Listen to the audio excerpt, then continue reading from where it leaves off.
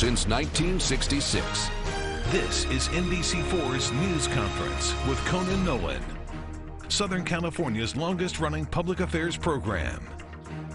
On this edition of News Conference, on full display this July 4th weekend, the contentious relationship and ill will between two fundamental pillars of governance in the nation's most populous county. The Sheriff's Department now targeted for major budget cuts by the LA County Board of Supervisors. Are they merited? What will it mean to public safety? And is it retaliation? We talk with Los Angeles County Sheriff Alex Villanueva, who's been criticized for a lack of transparency after recently ignoring a subpoena from the Watchdog Civilian Oversight Commission.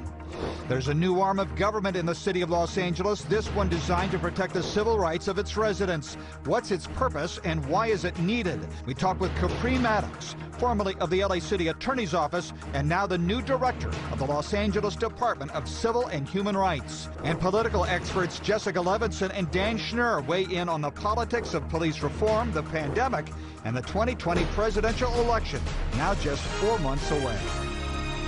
Good morning and welcome to the Tom Brokaw News Center here at Universal City. I'm Conan Nolan. Hope you're having a happy and a safe Independence Day weekend. First up, Alex Villanueva, the 33rd Sheriff of Los Angeles County with 18,000 employees, the largest sheriff's department in the United States. So, Sheriff, thanks for coming. Oh, no, thank you. So the Board of Supervisors says they need to cut funding for your department, and you have said that means the elimination of 4 investigative units, including the one that deals with sex crimes. To those who say, wait a minute, this is a $150 million cut to a $3.4 or $5 billion budget, and you're going to stop investigating rapes? Well, what's going to happen is the cut is far larger than that, because the actual cost of running our department the way it is right now is $3.9 billion. They started with a $3.5 billion recommended budget, and now that's been reduced to a $3.3 billion budget. So we're looking at an almost $600 million shortfall. And the latest round of cuts is going to force us to consolidate and to eliminate and reduce net county cost, and that is all these units, all those detective units. They're all part of the net county cost for the county. So with the county taking in $1 billion less, though, in revenue, and with the economy now in a recession, other departments are also taking budget cuts. Why shouldn't yours? No. Let's stop that right there, Conan. We're taking the lion's share of all of the cuts. All of the other county departments are receiving minimal cuts, only some, and they're all on the public safety side of the house. If you look at the rest of county government, that massive bloated bureaucracy across the street, no cuts at all. Look at county council, 300 attorneys, not one attorney laid off. We're looking at laying off up to 345 deputies, canceling 1,500 positions. That is half of all the vacancies being eliminated. That is half of all the layoffs of county government coming from the Sheriff's Department. So it is not even at all. So you've been at loggerheads with the Board of Supervisors almost since the start of your term, dating back to the reinstatement of deputies who had been dismissed by the previous sheriff for misconduct or spousal abuse. There have been lawsuits. Do you believe this is payback from the board? I think this is a continuation of the board's offense against the Sheriff's Department since day one, since I took office. No Board of Supervisors in their right mind would hire an attorney to sue their own sheriff 1 month into office. They have no intention of working with me collaboratively to advance the public's interests. You said your department wasn't consulted by the county on the beach closures this weekend, so you're not going to enforce them. Is this your own retaliation?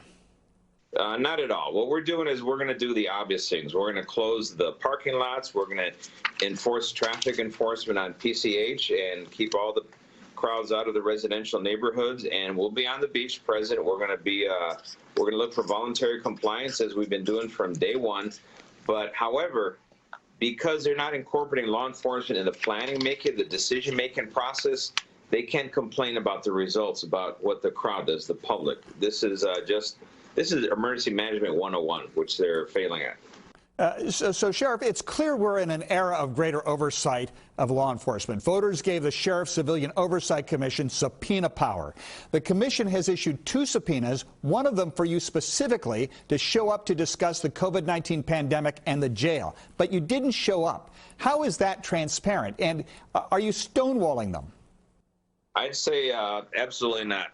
they're confusing oversight with being an attack dog, because we offered and we sent the person most knowledgeable to the Oversight Commission to discuss exactly the COVID-19. This is someone who knows far more than I do about the conditions in the jails, and they didn't seem to matter, because what they want is they want a public shaming venture, and they want me on a pedestal so they can throw rocks at me. That is not oversight at all. That is just working at the behest of the Board of Supervisors to engage in political attacks. We're not going to participate in that.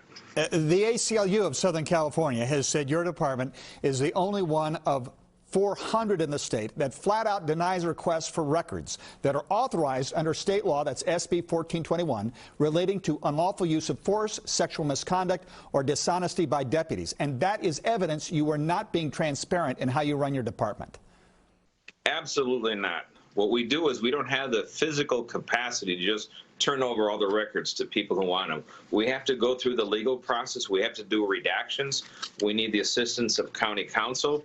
We need the redaction software. We've asked 3 separate times to the Board of Supervisors, give us the money so we can have the redaction software so we can facilitate the process of providing all these things for SB 1421. We've been stonewalled from the very beginning. If you go to our website, lasd.org, you can see all of the documents that we're pushing out online. And I said since the very beginning, if it's legal, there's not a restriction. We want to release everything public to everybody, and we're not going to stop. So from where you sit, based on the cuts to your operations from the Board of Supervisors, what will law enforcement look like a year or 2 from now? It's going to look it's going to be understaffed, more understaffed than it currently is, which means it's going to take longer for deputies to respond to calls for service emergencies. It's going to take longer for detectives to investigate crimes, which means you're going to have perpetrators running around, victimizing more people because there's less resources to investigate crime. Just because people want to defund the police doesn't mean that crime just ceased to happen. It's continuing to happen. In fact, it targets and is overwhelmingly affecting communities of color throughout LA County. And somehow the board is, I don't know, they're turning a blind eye to all this because it's a politically fashionable thing to say now, defund the police. And I'm not buying it. We need to definitely continue to work with the community, not abandon them. Los Angeles County Sheriff Alex Villanueva, thank you very much for taking the time. And in the spirit of COVID-19, stay safe. Same to you, Conan. Thank you. Up next, a new arm of city government in Los Angeles. We talk with Capri Maddox, the new director of the LA City Department of Civil and Human